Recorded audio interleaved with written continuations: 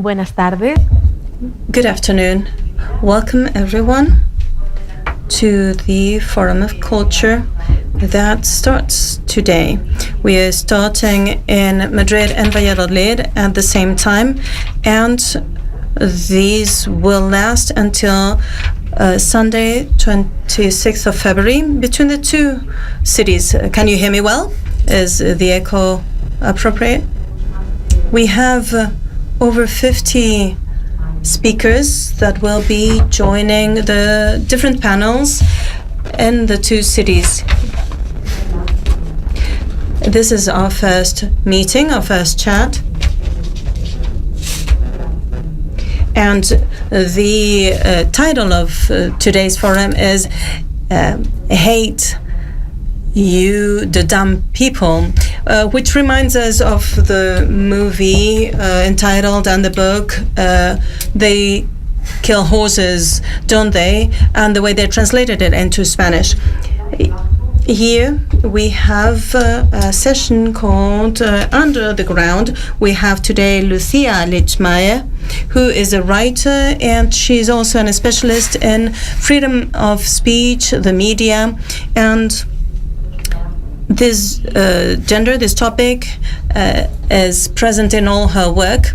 You must not miss her work. She has written a wonderful novel called Cauterio in Spanish, Cauterization in English. If you can buy it, you will certainly enjoy the reading, and especially when it comes to the topic that we're going to discuss today.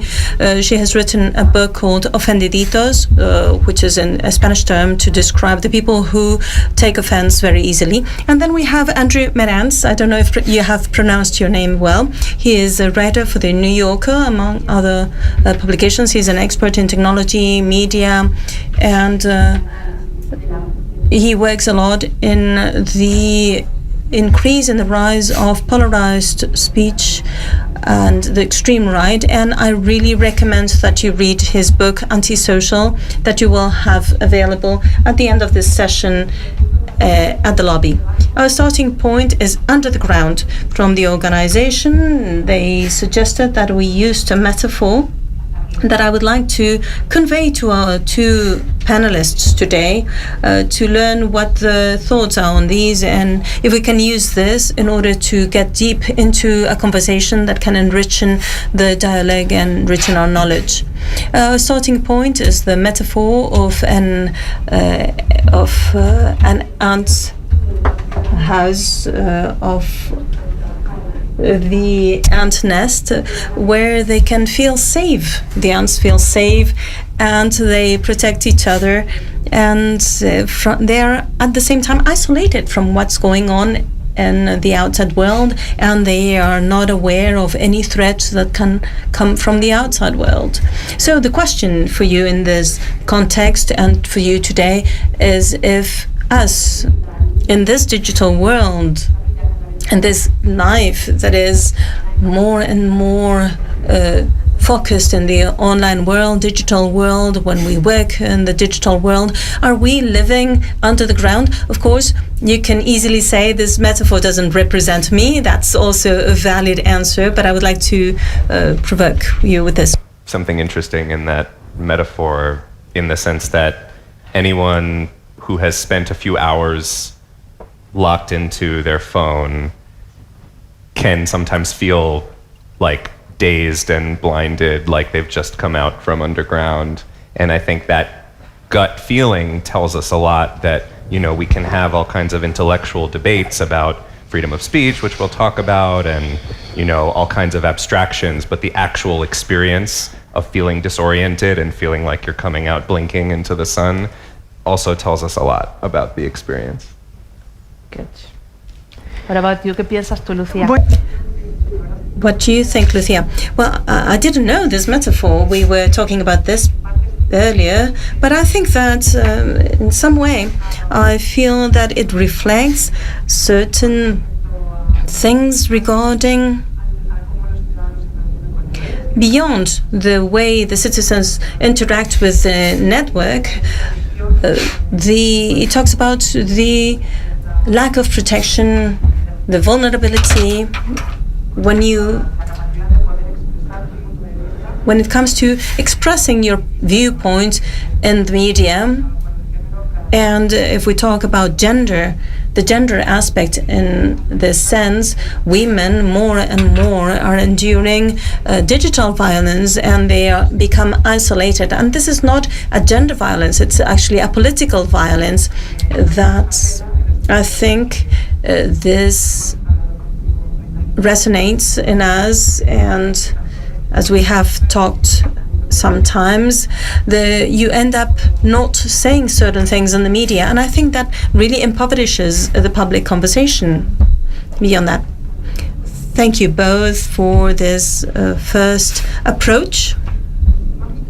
We're going to talk more about this, about the vulnerability and the way we try to find a balance, but starting from this metaphor and the need that we have to keep communicating and to never give up these spaces that we have, and that since they were created have been very useful for giving a voice to those who didn't have it, and also they have allowed us to enlarge the space that we have, and they have brought democracy to the access of information, among other things. So if we think about what they have become nowadays, and we talk about the freedom of speech and freedom of expression, I would like to start asking Andrew, in line with the work that he's carrying out, and how the different groups are using freedom of expression, some under the umbrella of this framework, in order to cause harm, to be violent. In your work, in your articles, in your books, sometimes we see freedom of expression in quotes. So I would like to ask you both, and I would like to start by you, Andrew, from your experience with these extreme right groups. When are we talking about freedom of expression, and what should we defend as freedom of expression without the quotes as a domain that we need to defend? Just trying to decide whether it's better for me to struggle with Spanish or struggle with the headphones. But I'll go back and forth. Yeah, I think it's interesting, this, part of the concept of, freedom of expression in quotes has to do not with the idea that I don't think freedom of expression is important. I obviously, as I think everyone would agree, think freedom of speech is of the utmost importance, and I think that sometimes there's a bit of a rhetorical trick that the right can play, where it's sort of, people on the right will try to own the rhetorical ground of, we are the pro-free speech faction, or we're the pro-free speech group, and then put everyone else in the position of being in contrast to that position, which I don't think is useful and I don't think is accurate. I think everyone values free speech, or everyone should. I mean, maybe, Kim Jong-il doesn't or something, but everyone else values free speech. The question is, what do we mean by free speech, and what are our priorities, and what are the values that are in tension with each other, and how do we resolve those tensions? So if you just throw up this banner of free speech and cover everything with it equally, and you shut off your brain and refuse to think because you just say, la la la, free speech, that's where I think it starts to get into quotation marks. So if Nazis are marching in Charlottesville and your response to that is, okay, free speech, oh yeah, fine, free speech, but what else do you have to say about that, right? There's this concept of a slippery slope it's a sort of legal metaphor that, well, if we curtail this speech, if we ban this speech, if we block this speech, then we're on a slippery slope to blocking everything or censoring everything. Okay, fine, I'm prepared to take that seriously, but what I don't always see is people taking seriously all the other slippery slopes. If we let Nazis march with guns, what's the slippery slope that leads to, right? So I don't think that you have to choose. I don't think you have to say, do I get rid of free speech in every instance, or do I simply use it as an excuse to let anything go without having thoughts about it or without holding it in tension. I think the whole point of a complex, multi-ethnic liberal democracy is that you hold various values in tension with one another, and it's that work that is the work of actual intellectual labor of living in a complex society. And so we have allowed ourselves off the hook to just say, I don't have to do that work because free speech. Sí, me está I was smiling as you said slippery slope, because there's a comedian, an American comedian, Ramon, who talks about a case in the United States where obviously the freedom of speech is a totally different matter in Spain from the United States, and the tradition of a full freedom of speech without any types of rhetoric about it. In the United States, this has been taken by the extreme right, and there's a comedian who talks about a case of an extreme right guy in the United States who talks about the meme of Pepe the Frog, which is a frog that has become a symbol of the extreme right. And another guy came and he punched this guy, and he became a meme in himself. And he talked about the way that the American media started dealing with this, saying that, oh, you have to be careful if we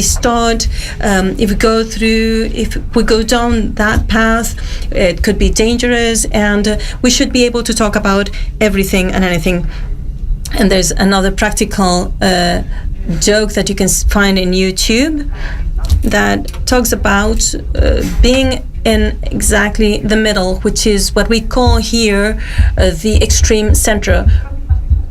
So to be anti-fascist is one end, to be fascist is the other end, and in the middle you can find a position that is the desirable place to be, that it really exists. And I think that is a trap.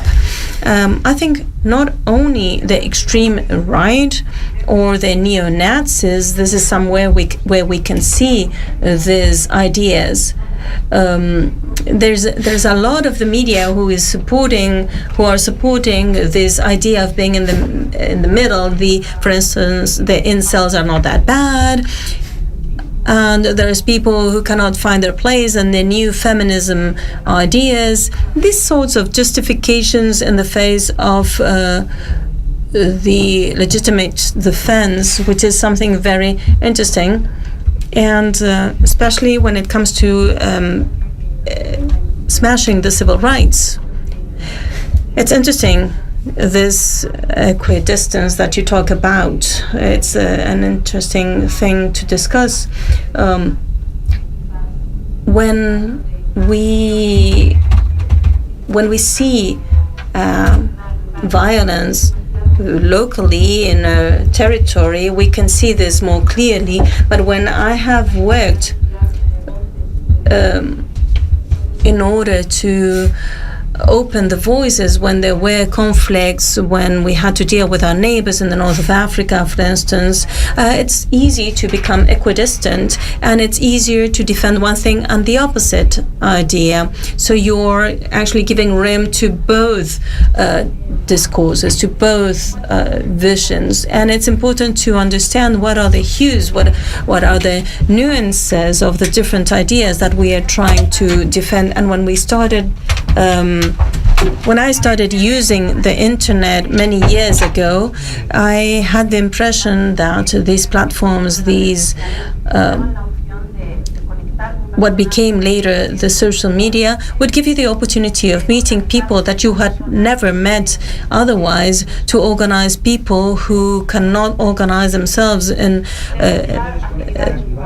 places where there was an authoritarian regime, for instance. But my impression, and I would like to know if you share it, and if you do, how can we combat this, is that this happens less and less. The fact that we listen to the voice of others, we live in bubbles where we are promoting and nurturing and feeding our own biases. So if we are within a group that says that this country is dominated by terrorists, this is the discourse that is going to be prevalent among other voices. What would you say? Do you think that we are living in a different place, in the opposite place from what we saw at the beginning of the internet? We are all talking, but are we listening? Are we talking all at the same time? In my view, we are listening less and less. I think, yeah, I mean, we've been thinking a lot for the past few years about which bubbles we're in, which groups we're in, and whether those represent the world as a whole, and whether the internet is a reflection of the world, or if it's a kind of warped version, a kind of cracked mirror of the world. And I mean, I think this metaphor of the anthill kind of speaks to that, because the way that the structures are designed can determine where you travel in the social network that you're on without you really realizing it. So what I mean by that is, you can look at Twitter or Facebook and see, oh, this is trending, or, you know, TikTok or whatever, and see, oh, everybody must be really excited about this, or really angry about this, or really worked up about this because it's trending, it's what everybody's talking about. And then if you know just a little bit about how that anthill or that platform is designed, you know that it's not a reflection of what most people in the world are thinking about, or what most people would vote and say is important. It's a business trying to make money based on a proprietary algorithm that doesn't even pretend to represent reality. And so part of what I was doing by going out into the world and sitting with people whose job is to manipulate these algorithms is to show how easily manipulated they are. Because it's one thing to say, oh, I know that Twitter isn't real life. It's another thing to go, you know, find someone and watch them just completely warp the perception of reality and do it over and over and over again. So, you know, for instance, we were talking about these memes of, you know, Pepe the Frog and stuff. So very early on in the research for this book, I went and traced a few of those memes to their origin and said, just contacted the first person I could find who was really amplifying that at a large scale. You know, it's not always possible to know the very first time, but, you know, somebody who is an amplifier, who's a big megaphone for this stuff. And I would contact them and say, can I come to your house and watch you work? And a lot of times they would say, absolutely not. Why would I want that? And then about half the time they would say, yeah, sure. Because they weren't actually breaking any laws. They weren't even breaking any rules. None of this at the time was against the rules of these platforms. They were just actually really good at the video game of social media, and they just happened to be using it to chip away at the structures of democracy. So I, you know, would go, I met this guy in California, and he said, okay, you know, this afternoon, there was a bombing, or an attempted bombing in New York. We don't really know who did it, but I'm gonna say that it was an illegal migrant, and I'm gonna say that it was the Democrats' fault, and I'm gonna try to create that association in people's minds. And so instead of, you know, him researching whether that was true or waiting to find out whether it was true, he just said, okay, watch how I do this. So he just started a video chat with a few of his followers, and he said, okay guys, we're all gonna get on at the same time and post this hashtag. And they would kind of discuss and workshop which hashtag would be the most emotionally resonant, which one would get people's blood boiling the most, because the stirring up emotions is the only way to make something spread. And then they would all agree on a hashtag, and they would all go together and get that hashtag trending. And then I just watched in real time, and then the hashtag started trending.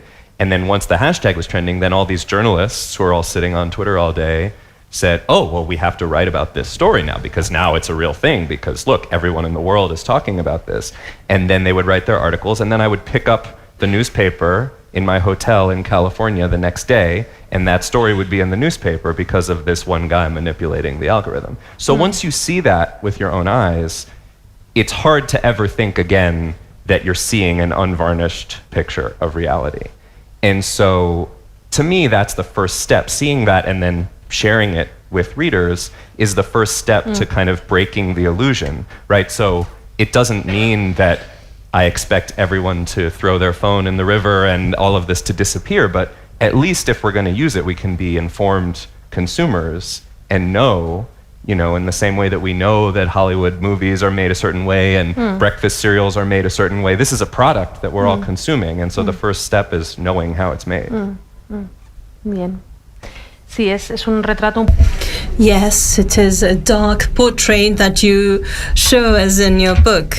And we're going to go back to the ways of combating this, and I think you're totally right. We need to really burst that bubble, and we need to be aware that what we see is the product of decisions that have been made based on biases. So, Lucía, your take on this? Yes, what you have mentioned as the big last step, I want to be a bit more optimistic, and I want to go back to that utopia of an internet that is open and democratic, and which is the one that started to be built by the end of the 90s. At least there was a great deal of the activism going on that actually took care of that work. And I think this was also seen in the social movements that used the social media in order to give voice, that's to say, to big witnesses, movements such as Me Too or Black Lives Matter, they have also had certain importance because for the first time in history, the access to the social media allowed for us to look at the person we had in front of us and to know that an abuse had been made, that your neighbor had endured this type of abuse, and that what really shocked us all of all these cases and all these claims was the number of cases, the idea of the accumulation of cases. So this moved from the private area to the public area, and this became a public responsibility. This doesn't mean that the perversion where we are in now has to do with the idea of appropriating this voice from the part of the extreme right groups, neo-Nazis, etc., in order to create new streams of opinions. And I think it's important also to reflect on the fact that we are putting a lot of blame on the social media. But here, for instance, in Spain, we have this type of speeches in the TV. And I think that this also happens in the United States with the Fox, for the little that I have seen of this channel. So this is not only happening in the digital world. I see that people from other generations that are in my environment, if they do not have social media, they could still have and see and digest the same fake news in programs such as that of Ana Rosa Quintana, for instance. All these programs are actually creating this type of bubbles, and they also exert and I'm going to refer to a book that is important to take into account, the Tony James Curran, which talks about. This book talks about the concentration of the media. They talk about the written press, but they could also talk about the social media or the digital press, and this also creates these types of monsters. It's interesting. I think you have used the word perversion. And this really brings that to my mind, thinking about what you have said about the fake news and the velocity with which they spread. This not only happens in the social media, and it becomes more and more difficult to determine what is a fact that has been checked and what is just a mere opinion. And the other day I discovered a new boundary for negationism, which has to do with the earthquakes. I was talking with some people our age. They were not uninformed, and they insisted that the earthquake was just a fabrication. I didn't understand the reasons behind such a fabrication, but it's true that it's easy to say anything, and it's more difficult to decode the information. So I would like to talk about your experience, your strategies, the tools that you used in order to decode all this. That is also an information that is easy to sell, that it's faster. It's easier and faster to insult somebody than to defend oneself from an insult or to prove why that is not true. So I would like to think, now that we're reaching the end of our conversation, what strategies and tools we can have in order to deconstruct this type of fake news that are so easily built, so that anybody who's here with us or listening to us in streaming, what they can do to deconstruct this. And I would like to start asking Lucía, if we do not feel safe, we cannot do this deconstruction. As a communicator that you are, with a public profile, and I have seen that the trend that I have seen among many women in my environment, Lucía is very brave, and she has a voice with great repercussion, and I don't think that you have any taboos in order when you have to deal with certain difficult matters, Lucía. But do you feel protected? Do you feel exposed? I would say that I try to look both at what's outside. I want to protect myself. How do you navigate all this situation? Well, thank you very much for your words. I think there are colleagues who are in far more complicated trenches. At the end of the day, I'm dealing with culture, and it's a different space. So what surprises me is the normalization of digital violence. This is what I have to endure the most.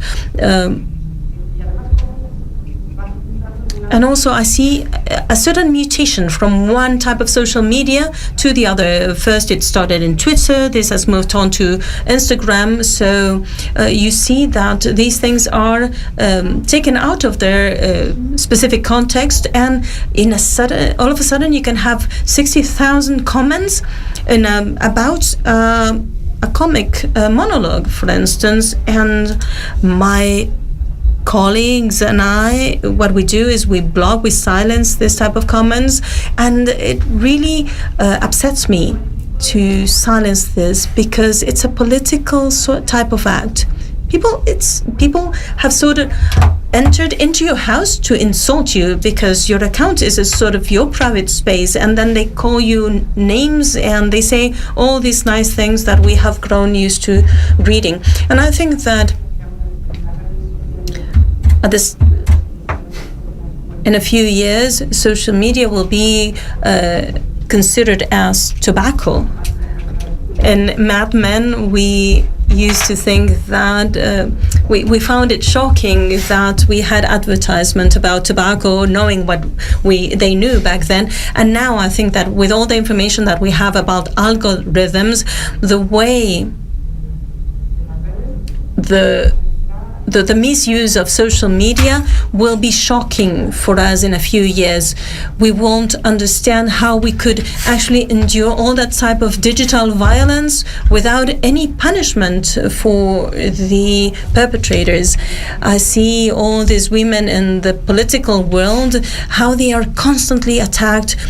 It's not only from people without a face, faceless people in the media, but also communicators that we can name, that we know who they are, and we will see this in the libraries in the future. So I honestly cannot give you an answer for now. I silence those people, and sometimes I use the media to denounce things. So you silence them, but you don't block them. No, I don't block them. I don't think that's very useful. at least, unless it's somebody I know personally. If I block them, it's because I do not want to give them a conversation. So I just leave them to talk on their own. Yes, I've had this experience too.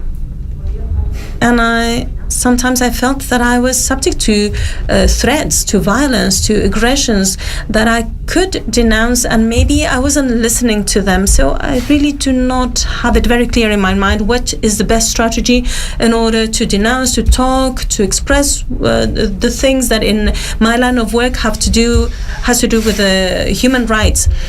So I think to silence is sort of putting a Band-Aid on it, but you really do not know if you have really silenced those voices. Yeah, I want to respond to a few things because it's really important, both of the points you're making. I think both the point that social media can bring to light all these really important historic events, the Black Lives Matter and the Me Too, and that it can also be a kind of tobacco or addictive substance.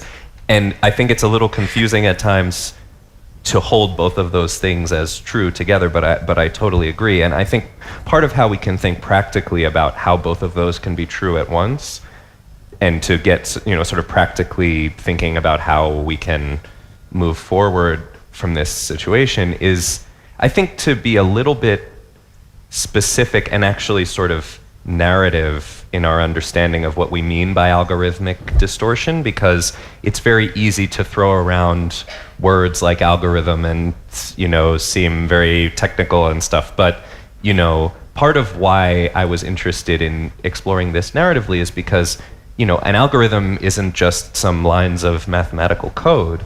It is actually determining the experience that you have when you get information from the world. And I think you're completely right that media consolidation existed before the internet. All forms of hate speech and misinformation exist on TV and in the newspaper. But I think to your later point, the algorithmic distortion is what's different. And so if somebody goes on TV and there are a bunch of people in the studio shouting every time a woman speaks, they can just kick them out of the studio. That's their choice. They wouldn't invite them into the studio in the first place, I would hope, unless, maybe it's some new game show on Fox News or something, but, hopefully not. And so that's an editorial decision, and everyone can see that that's an editorial decision. And everyone knows that if I turn on the news and, the person behind the desk is saying something obviously false, I know who to complain to. It's that person and the 5 people who wrote the words in the teleprompter that they're saying. And yet, when you go on social media, somehow it turns into this abstraction that, oh, this is human nature, these are thoughts that people have and feelings that people have, and so what would you do? It's the marketplace of ideas. What would you have us do other than silence everyone? And so I think the first step is to understand how the people who are manipulating it are doing it, how the companies who are making money from it are profiting from it, and how the choices that are being made is not, do we let everyone speak in the marketplace or do we silence everyone, but which actual expressions do we amplify and which do we downgrade in the algorithm? And the fact that that is as much an editorial choice as who to have on your TV show. Totalmente. Además, por añadir. Also, in order to add to something that you mentioned earlier, I think it's very interesting the way that this is also in contact with something that you mentioned, which is the narratives. When we discussed the conspirational theories, it has to do with a narrative that I think connects with what you mentioned about the algorithms. That's to say that sometimes the most wicked or twisted solution that has actually a very interesting narrative is the one that is going to hook the attention of those people who join in those conspirational narratives or theories. I have talked with people who were denying the Holocaust in my face, and they were absolutely convinced of that because the narrative was absolutely seductive, and to think that there was this conspiration, that in fact there were some chimneys where there were workers, and that was more seductive, more suggestive than actually facing science and the history on your side.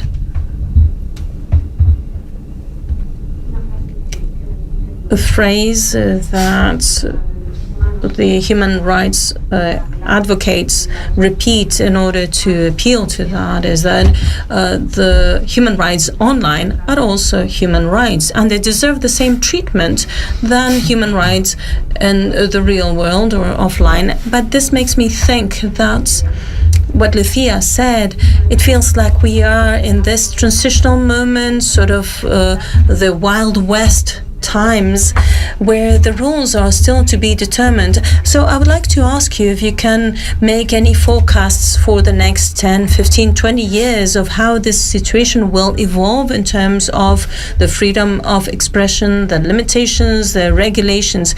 Because if we take into account that the people who are making the decisions about the settings of what makes the hate speech are the people who are sometimes the owners of Twitter or big magnates, muggles who have more than questionable ideas and views. What would you be your forecast for the next 10, 20 years? I think that, you know, the reason that I called my book Antisocial is it's not only that a lot of the people that I was choosing to spend my time with were antisocial characters, although that is true. And at times I sort of wondered, like, why exactly did I make this choice to spend this many years this way? I had a lot of conversations with Holocaust deniers and all kinds of people who were not so thrilled to be interviewed by a Jewish journalist, and I just kept saying, like, couldn't I have written a book about, like, puppies or something? But the reason that I think the more important reason for the term antisocial is that the emotional, the whole game of social media, the whole structure of the anthill, the whole architecture of the world that we are now swimming in, and it's about to change again with artificial intelligence, which we can do another hour about some other time, is constructed around which kinds of emotions you can inspire in the audience.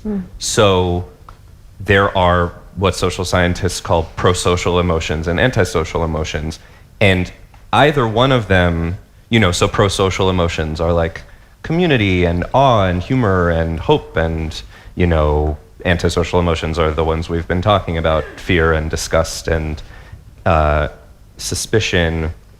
And the simple fact that it's a little bit easier to make a post go viral on social media with an antisocial emotion than a pro-social one could make all the difference. So even if it's 2% easier or 5% easier, you're creating a marketplace where not all speech is created equal, and you're doing it invisibly. So if we're looking out in a few years to how to fix this problem, this is an extremely fixable problem. The people just have to choose to fix it, right? It's not like, oh, we need to fix human nature and we need to fix psychology. We just need to fix the business model. Right now, if you're selling ads against people's fear and loathing and suspicion and radicalization, that's your business model. And I mean, there are some legal remedies like, you know, antitrust law and breaking up monopolies and all that stuff, and the Supreme Court in the US is heard a case today about Section 230, it's called, and the law about legal liability. But I actually think it's even simpler than that. It's just choosing, do you want to be in the business of selling tobacco, or do you want to be in the business of selling food, or, you know, and that's, you know, I think we have allowed these companies to obscure what they're doing for a long time, because they say, we're just connecting people and we're just, you know, and that's not untrue to the point we were discussing. They do facilitate helpful things as well. So I don't want to paint just one side of the picture, but the fact that the game is tilted means that it's not an even playing field. And it's actually much simpler to fix that than they would have us think. But of course, you're focusing on more or less democratic, representative scenarios, right? Yeah, and also I'm focusing on the companies more than the users. Yeah. Because I think sometimes we put all the responsibility on the user. We put all the responsibility on the user to say, you have to behave responsibly inside this system. And, you know, if you're inside of an anthill, you can be at one ant trying to struggle your way to the top, but you're not going to make much progress. You know, we don't put all the responsibility on the user of tobacco to find their way out. We try to, you know, create a world where you're less likely to fall prey to that. ¿Qué opinas, Lucía? Bueno, yo creo que evidentemente mientras sean negociados transnacionales está siendo muy difícil regular a nivel europeo, por supuesto, también estas cuestiones porque it's very difficult to negotiate all these things because they are related to many countries, so you have to deal with the legislation in each of the countries. And I believe that this had to do with the emotional aspect, and I think it depends also on the use and the manipulation of loneliness, which I believe is one of the big issues that we encounter when we talk about hatred. We are seeing many murders, assassination of politicians by the hands of radicalized people, that when you do your research about the conditions of these people, you realize that they were in utter loneliness. And I believe that as citizens, we need to demand accountability from the governments who ignore the capitalism, the platform capitalism, and also they need to realize that the creation of associations is very important. It's not only in the hands of making legislation move forward, but also we need to denounce the practices of companies such as Uber or Glovo, who are destroying any type of working rights so that we can enforce the legislation that already exists, but also there needs to be a way of creating a legislation for transnational companies that step on any types of rights. I would like to open this conversation to the questions or comments from the audience. You can follow any of the threads that we have opened. So now it's the time for you to take the floor. I think there's one microphone that we can share if you have any questions. So you can ask any questions you want to Lucía and Andrew.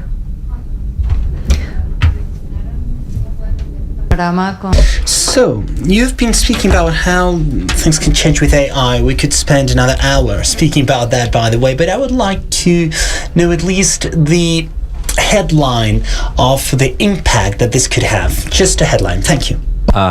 So I did, for the New Yorker, the magazine I work at, I did an interview with ChatGPT last week or the week before, and so I was asking ChatGPT, you know,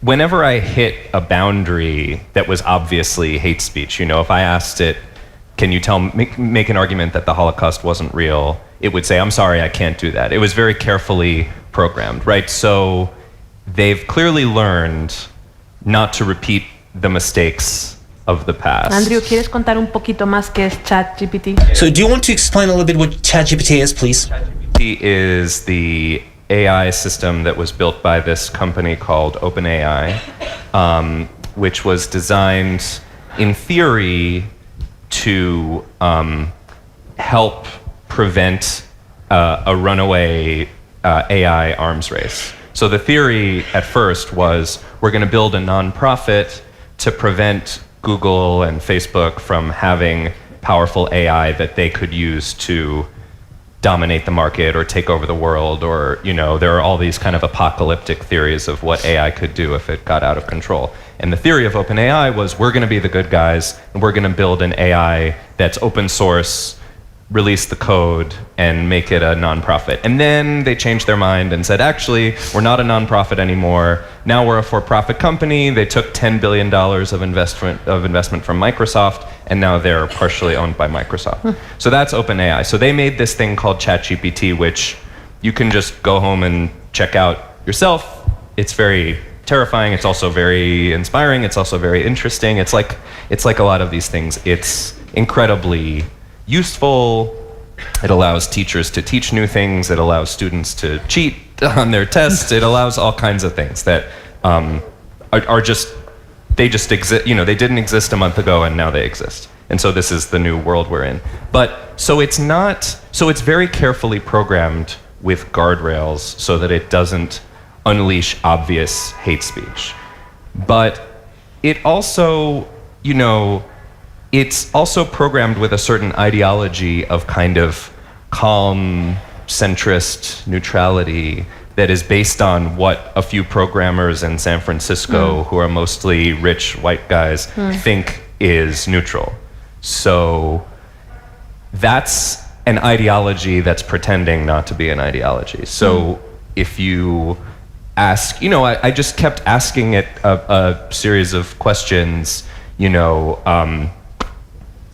so, you know, Andrew Johnson was the American president who came in after Abraham Lincoln and started destroying everything, all the advances after the Civil War. So I said, was Andrew Johnson a good president? And it said, no, of course not. Andrew Johnson was pro-slavery, that he was this terrible guy. And then I said, okay, was Donald Trump a good president? And it said, well, some opinions may differ on this question, and it's very, you know, some people think this and some people think this. So of course, right, of course that's what it would say to protect its business interests, but also that's not free of ideology, right? So then you multiply that at scale to imagine that, you know, you now have people taking their phone out of their pocket to learn history or to learn what happened in the Civil War or what happened in Spain, or, you know, the snowballing effect can become really, really severe. And so it's just another illustration of how, if the Silicon Valley idea is,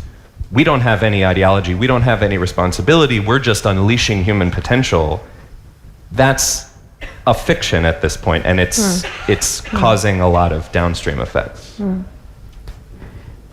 Sí, yo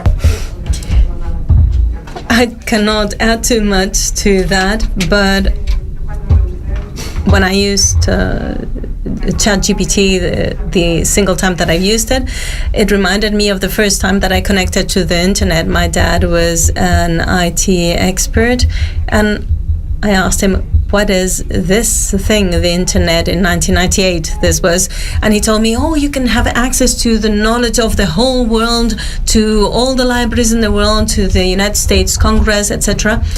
And what I connected, the first thing I wrote was the lyrics of the songs of P.J. Harvey. And I didn't care about all that knowledge. I cared about the things that I liked. So I believe that as everything, you could say, it has a great potential for knowledge, for the building of discourses, of narratives.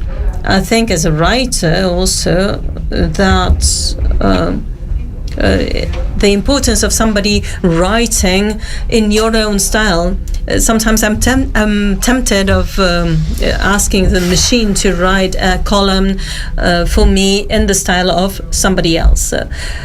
And I've seen wonderful examples, but as you say, we are not capable the scalability of this in 10, 15 years. I don't even think that we can tell what's going to happen in 3 years. Closer to P.J. Harvey, I think, is a good thing. But I also, I mean, just, you know, the point you made about how the you know, the seductiveness of something like, you know, denying the Holocaust. Imagine how that kind of mentality can be accelerated if you have this AI chatbot in your pocket and you ask it, was the election stolen? And, it says yes, well, yes, of course it was. And then you compare with your friend. My friend also, this machine, this super intelligent computer, it told me that QAnon is real, and it also told my friend that QAnon is real. So obviously the newspaper is lying to me. I mean, it's going to accelerate this stuff more than we can imagine.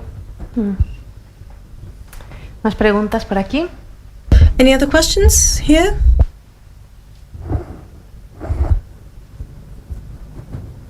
Sí. Aquí parece que hay compañero. Hola. Hello. Well, first of all, thank you very much to the three of you. Going back to the comparison between tobacco and social media, I find that we're not only addict to social media, but we also are forced to exist in social media because there's no other choice. And I wanted to ask you about your opinion. If you think that right now you could exist out of the social media and to leave them and to delete them. That's my question. Yo por trabajo no ahora. Due to my work, I don't think I could at the moment. But yes, I think, you can take away, you can quit all the vices that you have. So the part that is hooked to something tells me that I couldn't. But I think I know people who have quit, and I think they're happier, actually. If there's a book by a friend of mine, Jaron Lanier, called 10 Reasons to Delete Your Social Media Account Right Now. And it's, I think, a persuasive book. It's not so persuasive that I did it, right? But it's also, I flew here on an airplane, and I'm not a climate change denier. I'm just guilty about it. I just feel bad, but I still do it. So, I order things from Amazon even though I shouldn't. So you could sort of call that hypocrisy, and maybe it is, but I also think it's that you have to rebuild a new world while living in the current world. And so, and again, to the point about that we were saying earlier about not putting all the responsibility on each individual user, I think it's a little bit of a sort of trick of late capitalism to say the way you can save the planet is by you personally not flying on an airplane, rather than thinking about how to regulate the fuel consumption of the airlines, right? So I don't think that you or I need to take on all the responsibility. We can take some, and I don't deny some amount of hypocrisy, but I think that it's more important to think collectively and systemically. So while we live in a world that is built around these technologies, we can think collectively about how to build the new world. And we can also think about, some people are addicted to food, some people are addicted to, all kinds of things that they can't live without. But you can try to, have grocery stores that don't only stock, donuts and Doritos. You can try to create a more balanced, healthy environment short of just cutting it out of your life altogether. Sí, es que más allá de Yes, because beyond the fact that Lucía has the right to live and live a peaceful life without any haters and without being exposed to such violence as women are exposed regularly, it is a problem that it is Lucía who gets out of the picture and not the people who are nurturing those spaces of violence. So I imagine some possibilities in the future where there are more people nurturing violence than people who have something interesting to say, who will actually get out of these spaces and just talk about this in small circles. And I think that I see this as a dystopia.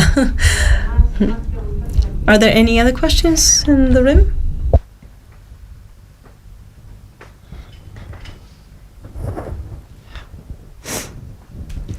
Bueno, estabais comentando el tema de la Well, you were speaking about individual responsibility regarding the use of social media and the internet in general.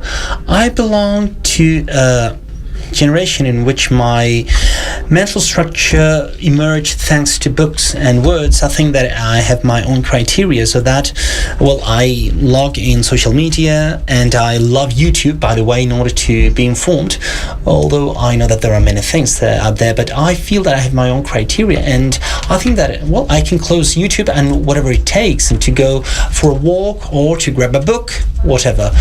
But from the education point of view, I've worked there because I have daughters that have been born in the internet generation. I'm really concerned about how governments or how authorities tackle what capacity they have and what's their accountability in this shared work. I mean, it's not only about one person can have a criteria to close the social media and go to another information source if they haven't had a previous education, so to speak. My daughters have grown up with the internet, and I don't know if they have this feeling of being upset, of being sick and tired that allows me to close my laptop or my cell phone. So the question is, how do you think, or where do you think that governments are heading to in the Western world in general with this topic, with handling or with education in general, I would say? With education, you mean with regards to the internet? We're sorry, but we cannot hear the question from the booth.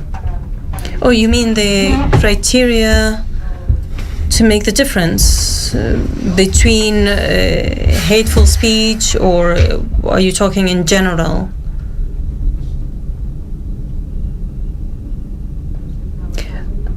I've had to work with certain programs where values are developed, values regarding the community, individual values.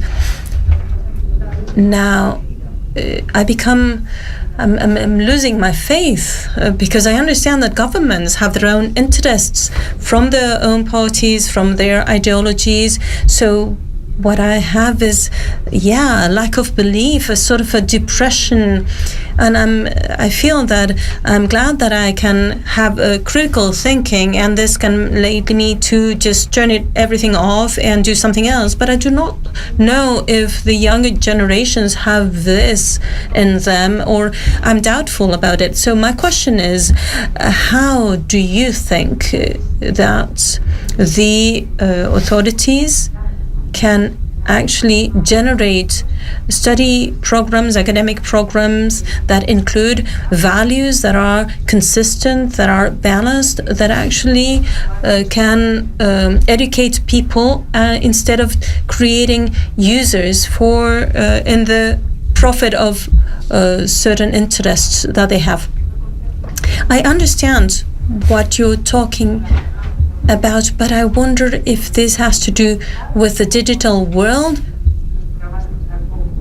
or do you mean the governments with regards to the academic programs, educational programs?